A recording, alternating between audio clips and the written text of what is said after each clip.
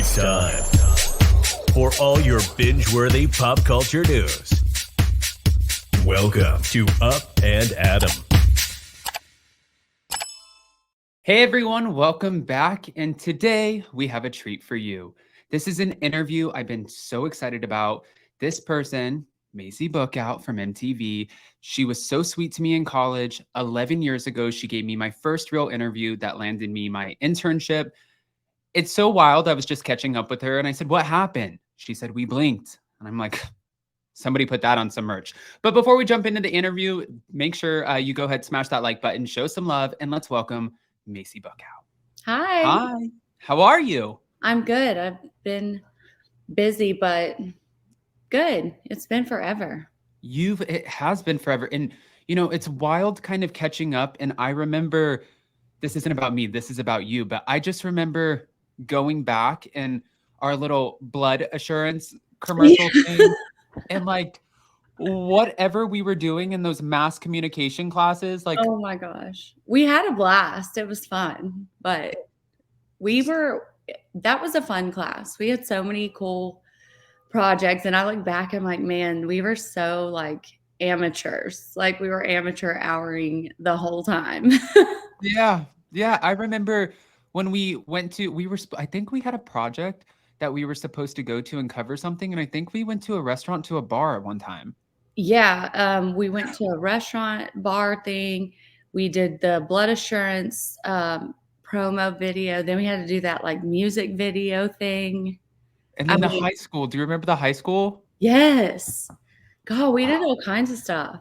We did. Well, it was weird because when I first met you, everyone in the class, like, I felt like everyone kind of treated you so weird. Like, you stayed in the back of the class, you sat at the table, like the very back desk, Yeah. kind of kept your head down, and you were like, it was like everyone thought I was gonna like bite them or something. Yeah, I remember, and I'm thinking like, no, she looks like she'd be a great time. You just whipped in with your Jeep, your music was blasting, and you're like, you had your kid, and I'm like, I don't know what you guys are so afraid of. She seems like a really good time over here. Yep. Oh man, I know we had talked about it briefly a second ago, but yeah, everyone always asks like, how did you go to college and have a kid, like, and work? I'm like, I just took him with me everywhere. I was just like, hey man, we're going to college.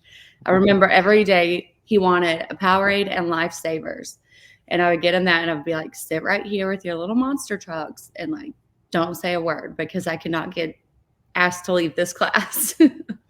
Did you ever at the end of it, I know because at one point you left and you were so busy with filming at the time, right? Yeah. Like, I don't think that you started filming 16 and Pregnant. I believe it aired in 2009. So 2009 to 2023. But at the time, I remember you were leaving, you were flying out to New York, you were doing hurricane relief things where you were sitting around this massive table with like the Jersey Shore cast and other MTV talent. Like, yeah, I was speaking a lot then too, like speaking at like colleges and mainly colleges, a few high schools, but mainly colleges.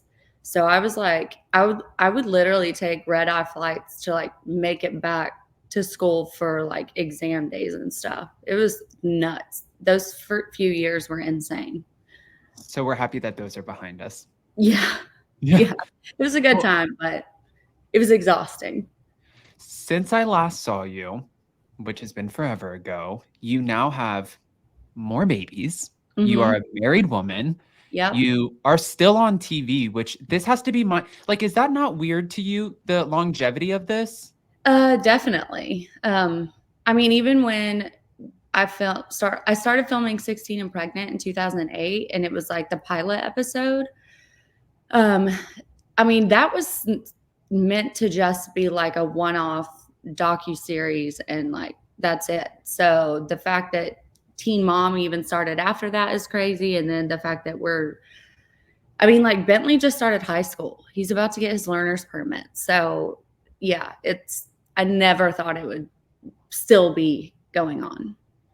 One of the questions I remember asking you was, is it weird for Bentley to be on TV, like when he goes to school?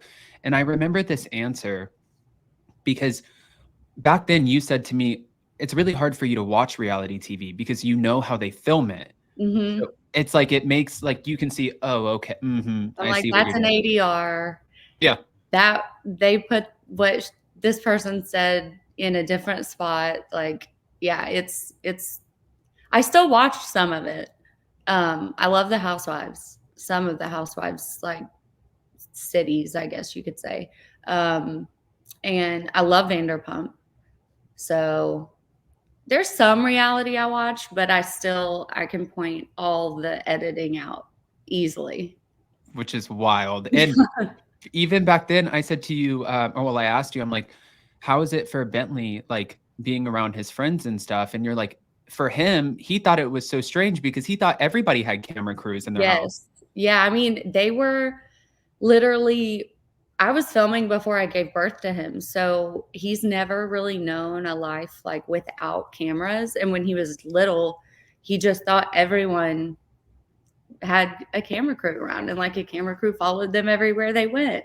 He thought that was everyone's life. It's very funny. I forgot that was even, like, a question. Like, I don't remember talking about that back then, but even now today, I mean, he obviously knows that not everyone has the camera crew following them around, but I don't know, we still carry such a normal, regular lifestyle, like on camera and off, that and we don't really like carry ourselves like we're different or like we're like somebody. Right. So it's still kind of just normal. I mean, I feel like if we treated ourselves like we are different, it would be different, but And it's kind of not. yeah, no, that makes sense because you've always been so down to earth. And of course, like in the area that, like you live in, it's sort of just like, it is very relaxed and everybody is so nice. And I remember Yeah. that's one of the things that I missed when I moved to LA. I was like, Mhm. I'm not in Chattanooga anymore. Yeah, why is everyone rude? Yeah, why is You everybody having so a mean? bad day? Yeah, yeah, this is okay. This is a little bit different. Yeah. But I think one of the cool things about Bentley is that, your other two kids, we have Jade and Maverick, and they are also growing up in the same situation where they will not know a life before cameras. Yeah. So they have a big brother that they can kind of heavily lean into. Like if you go to school, just because when you go to school, let's just face it, like right now I'm going through this whole idea of a baby journey and I'm thinking Mhm. like, if I have a kid, are they just going to be picked on? Are they going to be like, I have this dad who is whatever, Yeah. I have like two dads or whatever that, like you just don't know. Cause sometimes kids can be really mean. And I'm Yeah, like, do you definitely.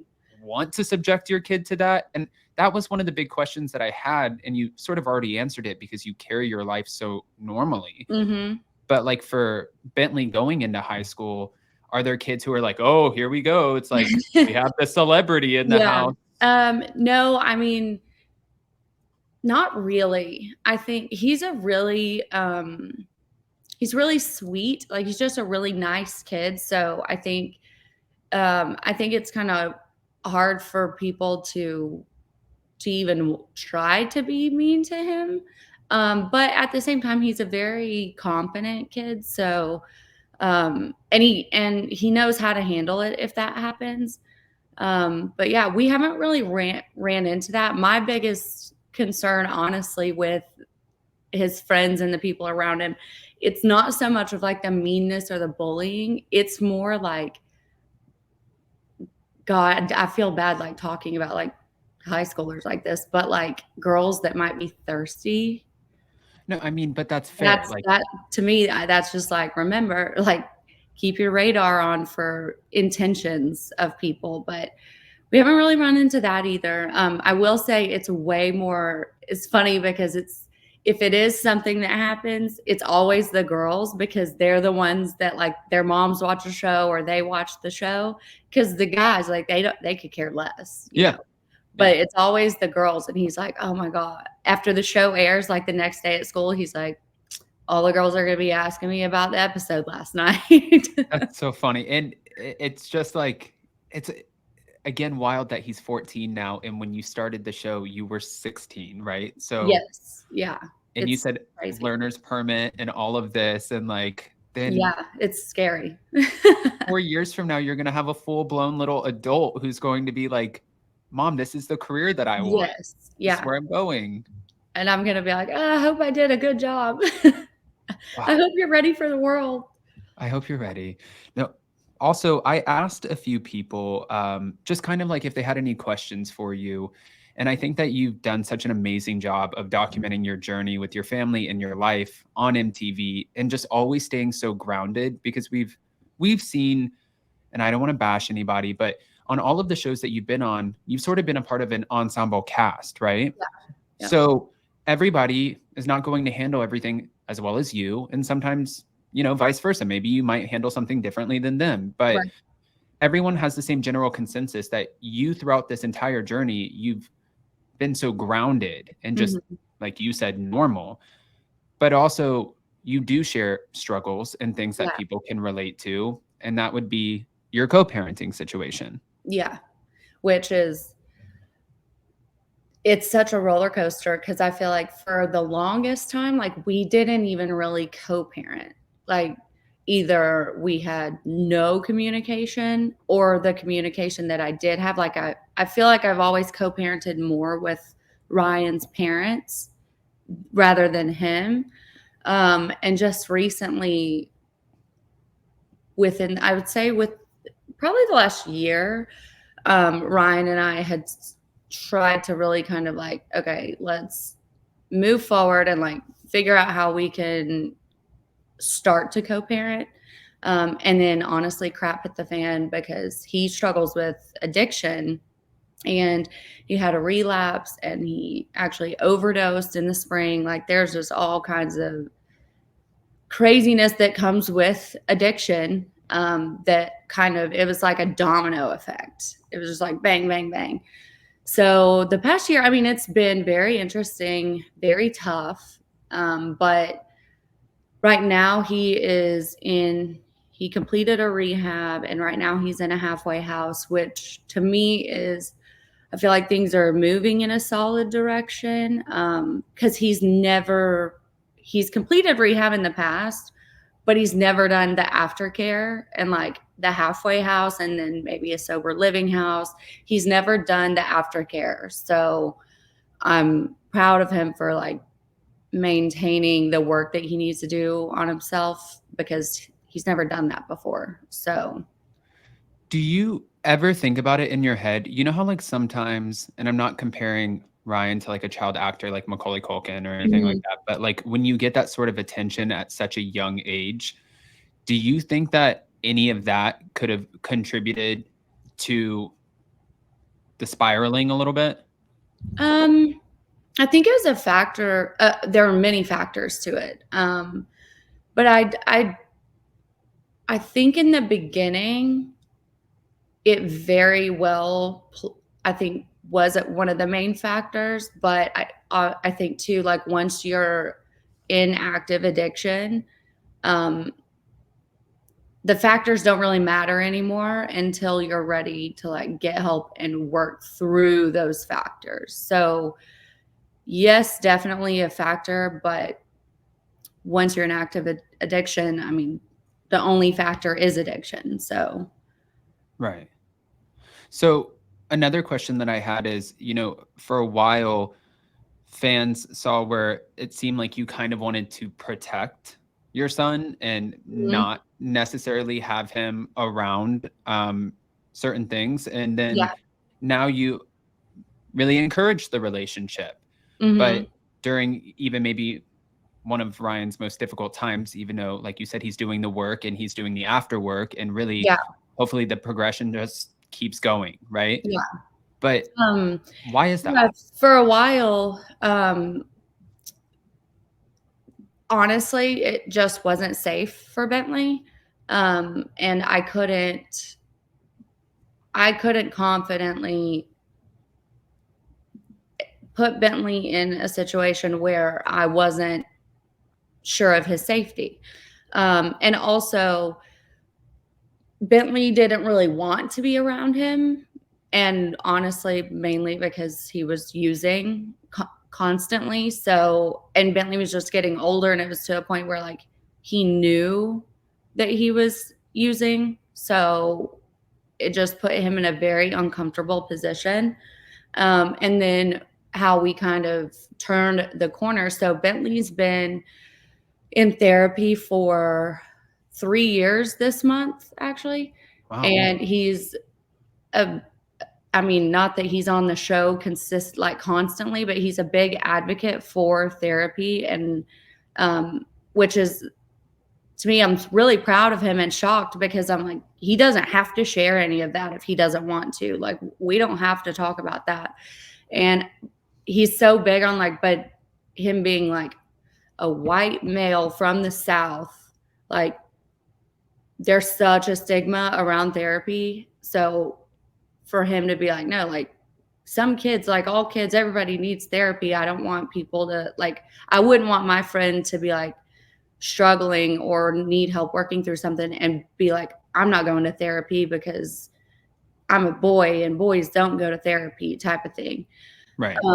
But going to therapy and really finding his voice and being confident in, you know, advocating for himself and learning that through therapy, it got to a point where literally last year we had like a mom-son session together, and his main objective in that was being able to share with me that he felt like the lack of relationship that Ryan and I had really affected the relationship that Bentley had with Ryan. And I was like, oh, because for a long time I just thought like, I have nothing to do with their relationship. If Ryan wants to show up and show up sober, then he will do the things to make that happen. He's got Bentley's phone number. He can call and text him. He can check in. Like, I have nothing to do with that, basically. But hearing Bentley tell me that, I was like, okay, I need to change the way that I've been thinking about this. And even if I still don't think I have anything to do with it, I have to listen to Bentley and do whatever I need to do to make sure that I'm not affecting their relationship. So that's when Ryan and we did a session together and kind of laid things out and committed to certain things as far as co-parenting for Bentley. And that's how we got here. So wild to have your little baby grow into this human that has opinions, and he's offering a new perspective on a situation that you sort of in your mind had under control the whole time. And it was like, no, this is the way it is. And kind of, I'm doing the best thing that I can. But then all of a sudden he kind of makes you like take a step back, like, wait, what? Yeah, no. And it was very much like, Mom, I know that you've done the best that you can and you've done a great job. And not that you did it wrong, but here's how I feel. Wow. And I was like, all right, I can respect that. Like, now let's figure this out. And I really appreciated, like, again, for a kid that has been on TV, has separated parents, one who struggles severely with substance abuse and has basically his whole life, and going through puberty and all these things, to be able to like own that and be confident in it. I was just like, I don't know what I did to deserve such a good kid. Like, he's just, he's built different. I always say that Bentley's just built different. He's built different. I like that. But it's such a testament to you as a mom as well. So, you know, and of course now you have more kids and a husband, and you, but also I feel like you put yourself in a better situation. And who am I'm not there with you, but I feel like you put yourself in a better situation after getting married to having this partner who is like more probably grounded in a better way, where there's not so many like grenades thrown your way and you're trying to dodge like all of these bullets. Yeah, definitely. And to your point earlier, I know the consensus kind of is that, you know, I've kind of always had can we cuss? Yeah, I've always had like my crap together. And one of the things that, especially, I mean, I still feel this way, but in the early days of like 16 and pregnant and teen mom, I would get that a lot. Like when people would stop me, you know, at the mall or in an airport, they're like, man, you're the best one. Like you've got it all together. You've got it figured out. I'm like, well, I don't really have it all figured out. It's just one foot in front of the other. But also I come from, even though my parents were teen parents, I come from a solid home life. And the day I told my parents I was pregnant, of course they were upset and shocked, and it was like a hurricane, but they were immediately like, okay, we're going to help you. This is your responsibility, but like, we will be here to help you and support you. And like, my mom helped me figure out how to graduate high school early, helped me get into college. My dad gave me a job. Like, my mom started working from home to watch Bentley so that I could go to like day classes for college. So all these things. And so many of the other moms on the show have nothing like that. Right. Nothing. One of my favorite stories about your mom too is that she was also like, I am going to answer this ad on Craigslist, and where it all began. So here we are today. I was like, Mom, no. And then I was like, I am not doing that. And then she's like, just do it. They're not going to respond. And then sure enough, they did. And then I'll never forget when, so like the casting process, again, like this show was not greenlit yet. This was for the pilot. And when the producers came to my apartment for the first time, my mom kept Bentley, or no, I was pregnant.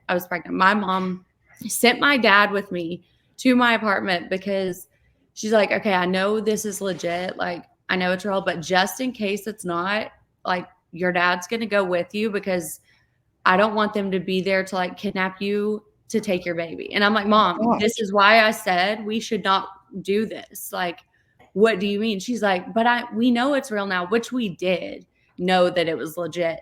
But she's like, still just by chance. And I'm like, what have we gotten ourselves into? But good luck. You're doing great, sweetie. Have a great interview / audition. It's going to be fantastic. Mm-hmm. Oh my gosh. Yeah. Speaking of the other cast members who, you know, like you said, you guys were all in different situations. And I think that's what makes a great ensemble cast, because it showcased, you know, women who were going through something that you can all bond over, but also in different versions, right? Yes. But to this day, do you have anybody that you really like keep in touch with and you're like pretty solid with? Yeah. Honestly, Caitlin and Amber have always been super, super close. We just have because we were all in the first season of 16 and Pregnant, I don't know. We've just always had this like weird like sisterhood, because obviously becoming teenagers, but then also like kind of starting this crazy franchise and this crazy phenomenon. But also all three being super down to earth and just chill.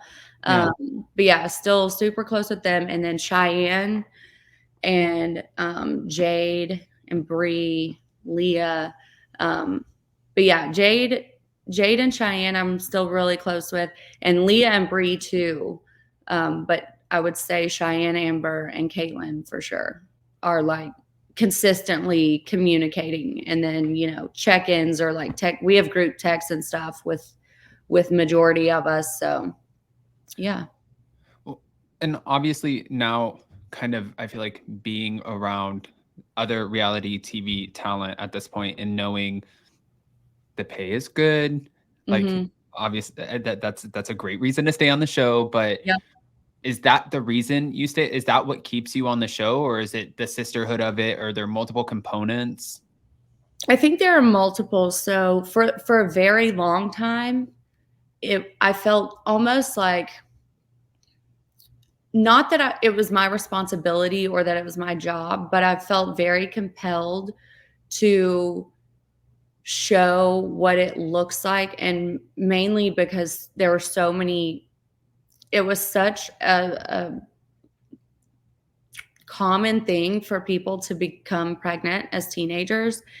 And I really just wanted to show that, like, yeah, shit's going to hit the fan a lot, but like you can finish high school. You can go to college. You can, be a good mom and still have your priorities and like do everything you can. But now, and it's still that way, because just because the kids get older or just because we get older does not mean that like the struggles of becoming pregnant as a teenager go away. Right. They just change. The struggles just evolve. But now it's still very much that part. And also, obviously the pay is great. And I feel like I've invested very well. Like if I wasn't on the show tomorrow, yeah, it would be like, dang, that's a loss, but we would be totally okay. Like really okay. But there's also now kind of this weird aspect of like, I was the first episode of 16 and Pregnant ever. And part of me just feels like I kind of have to see it through to the end. Yeah, you're like kind of like the Teresa Giudice of MTV. Yeah, basically like that. So yeah, I feel like I just have to, and not I don't feel like I have to, like that alone is not just going to keep me here, but there is that aspect now that I didn't necessarily feel that way a couple of years ago. I feel like that's like your team sports mentality. Like since you did team sports and you're like, we start as a team, we finish as a team. Come on, ladies, let's see it through. Yeah, yeah, basically. Also, I know that this is probably a mouthful of a question, but it is an interesting one. And I wanted to pick your brain from the time that you started to today with the growth of social media and then all of a sudden cancel culture. Yeah. Do you feel like that makes this whole journey a little bit more difficult to navigate as opposed to when you first started? Like you kind of have to be a little bit more on your toes? Not necessarily. Not that I'm a perfect person by any means. And even my values and beliefs and stuff, they have definitely evolved. And I feel like I've become more educated and more understanding over the course of all of this. But I'm the person that's like, rather be thoughtful than open your mouth and remove all doubt type of thing. But I'm not afraid to ask questions. And the last thing, we are all ignorant. Every human on earth is ignorant, Right. but I don't want to stay ignorant type of thing. So for me, and I'm kind of a silver lining person. I just try to see like cancel culture and all that stuff as like an opportunity for me to learn, because I want to be able to teach my kids and show my kids things and make sure that they don't get to real world and they're like ignorant or go to school being little buttholes. Like, no, we're not doing that. So in order for me to be able to teach them and instill those beliefs and morals and ethics, I have to be constantly evolving and learning too. So that's kind of, it definitely makes it interesting, but I also share a lot of those things in those conversations on the show, which is very scary. Mm-hmm. But I feel like people need to see parents having these conversations with their kids. And yeah, they're hard conversations. And again, it's just put one foot in front of the other. But I feel like it's important for people to see how another family might do it. That's a great answer. Wow. You can tell that you've definitely had this conversation before. Yeah. Another question I had for you is, before we end up sort of wrapping up, this has been a huge topic right now, and everyone's talking about Bethany Frankel trying to unionize reality talent and all of these things. And, sometimes it seems like with Bethany specifically, the message might get lost when she does like the sit down with Rachel. And then it's like kind of trying to burn down the house, but then I want to unionize. And it does feel a little all over the place to a lot of people. Mm-hmm. do you have anything to say about her reality reckoning? Like, how do you feel about it? I feel like there are some points with the unionization of it that I'm like, yeah, being a reality star for so long, I can definitely like some of them. I'm like, man, yeah, that'd be fantastic type of thing. But I will also say that working with like Viacom and Paramount and stuff, rather than like Bravo and I think it's CBS, right? NBC, yeah. NBC. Yeah. So our contracts are set up, I think, a lot different, and our pay scale and things like that are set up much differently. But I also am I'm a firm believer in a good team. Like you need a good agent, you need a good attorney, and you need a good manager. And you also have to know your worth. Right. But I do agree with you. Like it's no secret that Bethany Frankel is a very smart woman and she's a hustler. And I respect that. But I do feel like her message does get lost because of kind of the grudge that may be still there. Right. Okay. All right. That's interesting because I mean, even having these conversations with some of my friends, I'm like, what do you think? And they're like, we're not recording this, are we? And I'm like, I'm not a snitch. Like, I don't have a wire on. I'm just curious. Like, what do you think's going on here? But okay. I have put my entire life ups and downs and everything out there. I have nothing to hide. At this point, it's like, take your best shot, right? Like it's been all out there for like so long at this point. But there were two questions that I had for you before we end up going. And one I've been thinking about for a long time because you used to, I believe, you would fly out to see this person because it was one of your good friends. And now we see him all over the place. Machine Gun Kelly and Megan Fox. Are you still friends? Honestly, no. I haven't talked to him in a really long time. I feel like once I wasn't traveling so much, I saw him a couple of times, like here and there, if we would be in the same city, but no. Yeah, I haven't talked to him in a long time, but I mean, I still listen to his music and stuff, but yeah. Totally took like the Billy Bob Thornton, Angelina Jolie route over here. Yeah. The blood vials and the weird rings that like if you take it off, it's going to destroy your finger. Like all kinds of stuff. But yeah. No, he's an individual. I'll give him that. I like how you said that. Yeah. And then my last question for you is, if MTV came to you, and maybe they already have, I'm not sure, but if they came to you and said, hey, you know what? Like this has been a fun run, but we're really more interested on you and your family now that your youngest kids are getting, a little bit older and what that dynamic looks like. So do you have some friends that we can interview and see what that's like? And we're giving you a spinoff. Is that something you'd be interested in, or do you really just enjoy the ensemble cast? That's a good question. I think it really would depend on the direction of it all. Because for me, I mean, truth be told, the drama that I bring really just has to do with like co-parenting and just raising kids. So I'm not sure that we would be able to, like, I would be able to hold something down on my own. Unless people wanted to just see like crazy schedules, kids, chaos type of thing. But I mean, I wouldn't be against it. I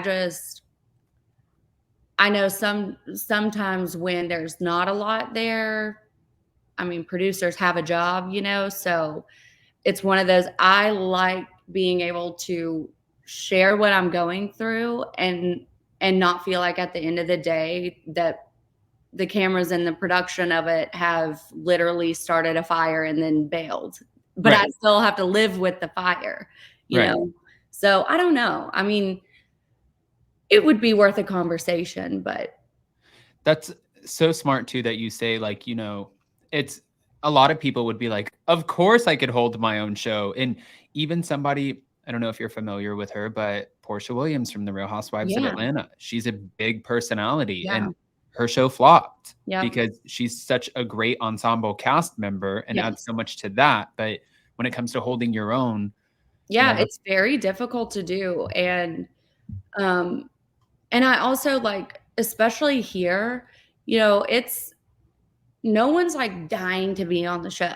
Like, they my friends really don't film that much and don't really care to film. I mean, if the cameras are gonna be there, if it's like, "Hey, can we, take our kids, to the park or something?" They're like, "Yeah, sure." But no one's really just dying to be, on a reality TV show. I think they've seen it all through me, and they're like, "Yeah, it's cool, but it ain't that cool." they're like, you can keep that. Yeah. Keep that over there. It could be yours. Yeah. No, I wanted to kind of talk about so I listened to your podcast and I was like, I am listen, Vanderpump Rules is like I I am still mind blown. I'm What still mind Scandival and all of it? Mhm. Yeah. It's so wild. I just flew back from LA because Sheena called me and said, "Hey, I'm doing a live show and wanted you to come." And I'm like, "Well, it's flying from West Palm Beach, Florida to LA, so I don't know about that." And then I said, do you have your format?" She said, "Yeah, I have two performances." I said, "Who's performing?" She's like, "Me." And I'm like, okay, girl, this is not, we have to come up with a whole Mm. structure of this live Yeah. show. So I literally wrote and produced the live show with her and hosted it. And it was so much fun. And then it was such a, like those crazy kind of like amateur hour going back to like the LA times Yeah. and that kind of shit. Like we ended up throwing an total after party for my husband that doubled as Sheena's after party with like 150 people on top of Oh this my god. rooftop. And then we had Tara Reid. Do you remember her? Yeah. She Yeah. comes up and like flips out because she wanted to tell Ariana how great of a person Tom Yeah. Sandoval is. And I'm like, what Oh in my the Hollywood shit is going Yeah. on here? Like, where are I That said, is crazy. I'm like, Jason, I'm ready to go Wow. home. That's crazy. Yeah, it's been, Jason worked for Lisa for so long at Pump and stuff, and then I worked at Sir and Tom Tom. And right before the pandemic, I auditioned for the show in season 2, and they wanted me to talk about coming out and all of that. And I was so afraid, especially living in where we were and going to Yeah. school. And it's just I never talked about anything. It was just, and my brothers are very straight, and I'm like, nope, you're not going to get me. Yeah. So from there, I just absolutely refused to do that. And then when I met him a year after moving to LA, I ran away to Thailand for 6 months and I like hid and I tried to Oh figure my out this relationship. And it was the scariest thing. I just didn't want anybody to know about it going on. Yeah. And then fast forward, here we are in life, whatever. And we moved back from Thailand to New York, stayed there for 2 years, and then moved back to LA. And here comes season 8. And they asked us to audition for the show now that, I'm very open about things and like I've Yeah. grown up. And we're sitting there and the producers were like, so tell us what you hate about Sheena. I'm like, I don't hate anything about Sheena. Sheena introduced me to my husband and got me my first job in LA. I don't hate Right. Sheena. And they're Yeah. like, but she's got to get on your nerves. I'm like, no, she doesn't. She doesn't get on my nerves. I'm like, you know what? I don't think that this is for me, actually. I'm going to Yeah. go on YouTube. I'm going to Yeah. control my You content. do this. Yes. Yeah. Yes. Control your content. I love that. Yeah. That is so wild. How was Thailand? It was crazy. It was a lot of Mhm. fun, but 5-6 months was way too long. Yeah.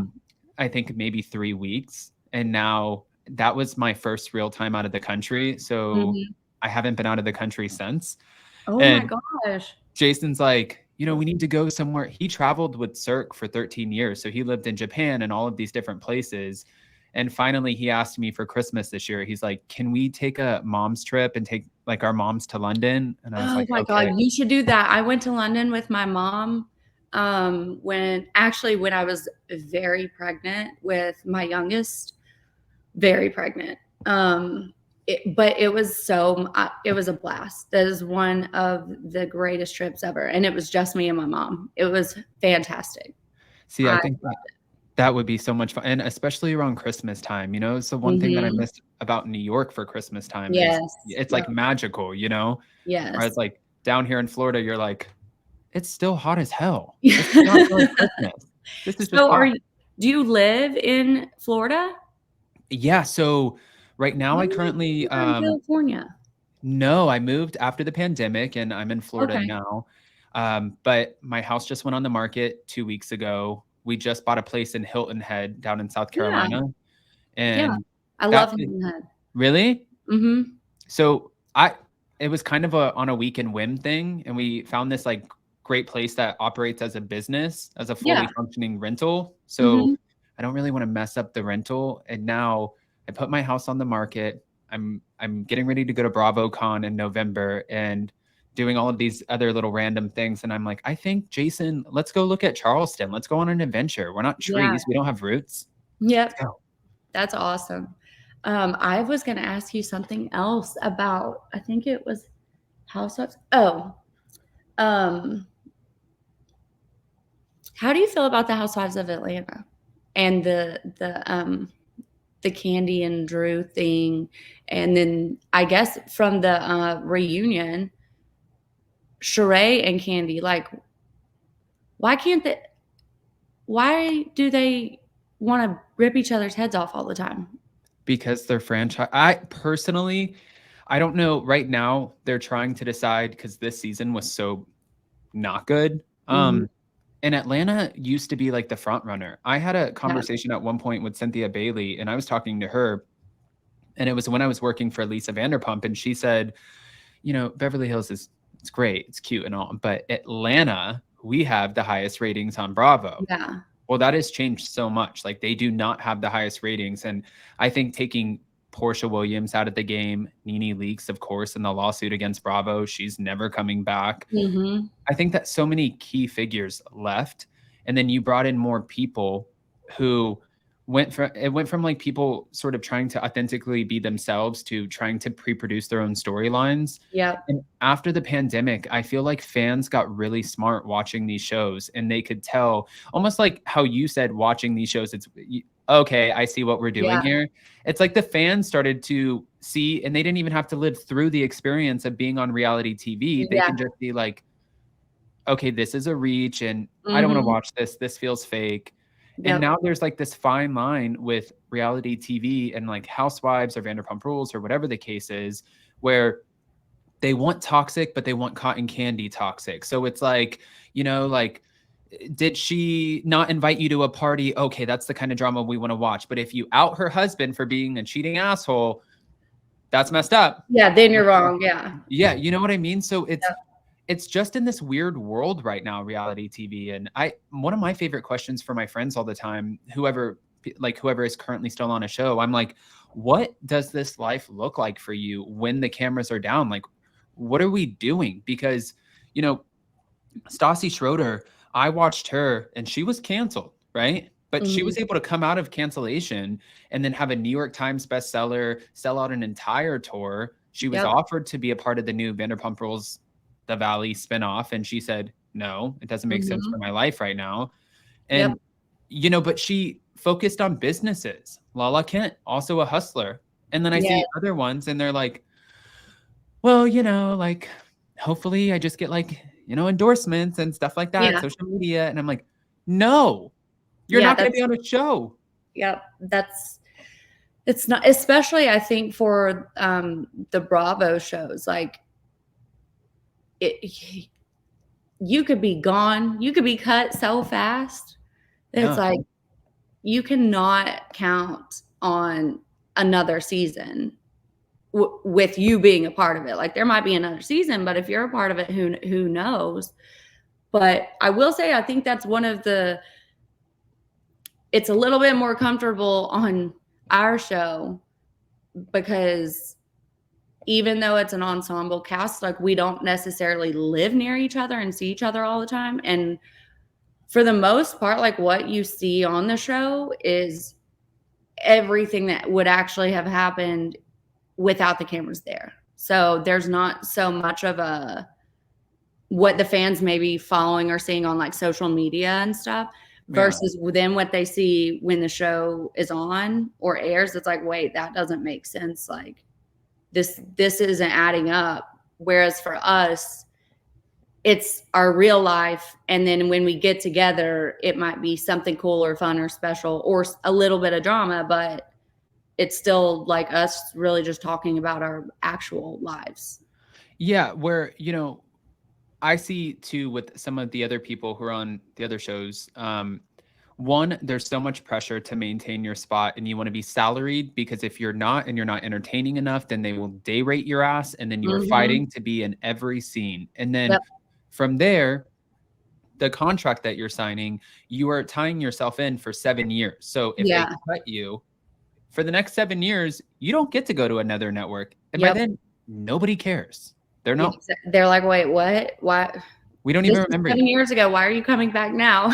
And then it's like cars are flying, like your kids are grown up and like things are happening. And it's like, it's 7 years is a long time. That's a whole Jen Shaw prison sentence over here. Like things are going to change. So I don't know what's, so I think for them, I think that there is a lot of fear for the Bravo talent. And I think that if you talk to anybody who's actively on a show, that they will say that we're not victims of anything. We know, like, we're big boys or big girls, and we know the contracts that we sign. Yeah. We know that there's high risk, high reward. But then if you talk to the ones who are taken out of the game, they're like, let me tell you what I've been through. Right. And I'm going to do a full tell-all. And I'm going to burn the house down. And they look for this like big moment. And I think also right now, Bethany is offering a platform for those people who have those, like that energy that they want to get out. And they're like, you back, like you took me out, then I want to take, like, I want a part of taking you down type of thing. Yeah. I want to burn the house down with you. Yep. Yeah. And no, I mean, again, at the end of the day, adults sign on the line and the importance of a good team. Because they're going to point those things out to you and they're going to say, we need to negotiate this part or this part or this part? Yeah. Well, the answer is always yes.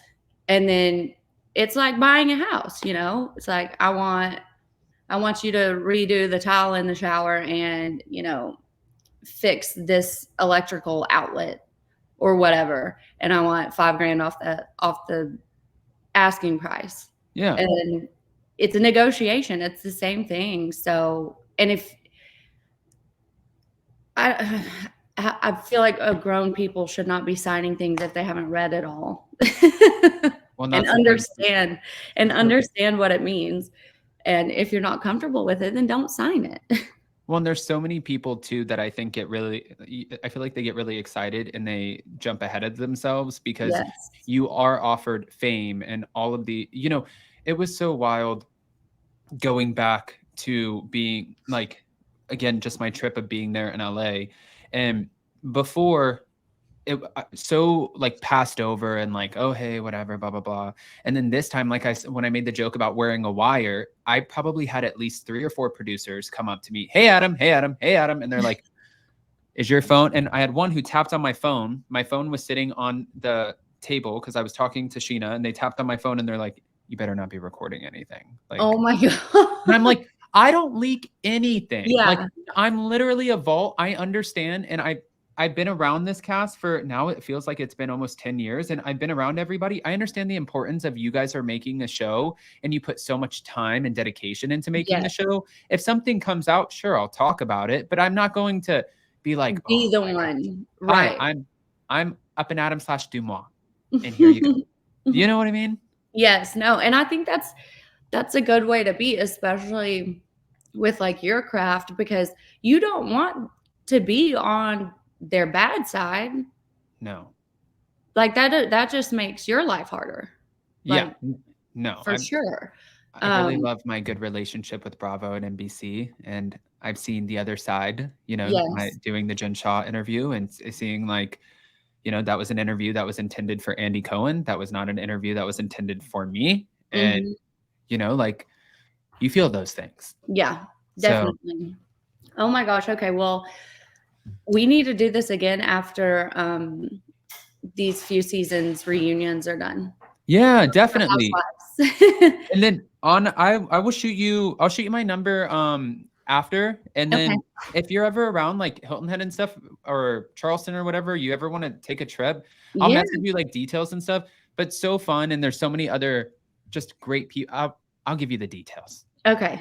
Yeah. No, definitely. I love that area. We actually come out there, especially Charleston, like once a year for a baseball tournament. But you know, we can make a trip out of it because you will die when you see Bentley. He's huge. I know he's like a full-blown adult. Yeah. I just remember him as like this little Little. guy who was playing video games and kicking adults' asses. Yeah. You know? I see him like golfing and all of the other things, and he's Yeah. so tall, and I'm like, Yeah. this is like, he's like, yeah, man, I'm getting ready for the SATs, and like, you know, what? You know? It's crazy. No, but I definitely keep in touch and send me your info and we'll make sure we don't go another 10 years without doing this. Yeah. And also again, Maci, thank you so much. And it was great speaking with you. And I'll send that over and we'll catch up. Yeah. Hey, stay great. I'm listening all the time. You're doing a good job. Hey, I'll keep you around. Yeah. All right. Bye. Bye, Maci. All right, guys. So definitely go ahead, smash the like button, show some love, leave a comment below. What a great conversation with Maci. And it's so much fun to catch up. And I hope that you enjoyed this as much as I did. And now I have a DM to send. So I'm going to get out of here. But yeah, I'll see you guys so very soon.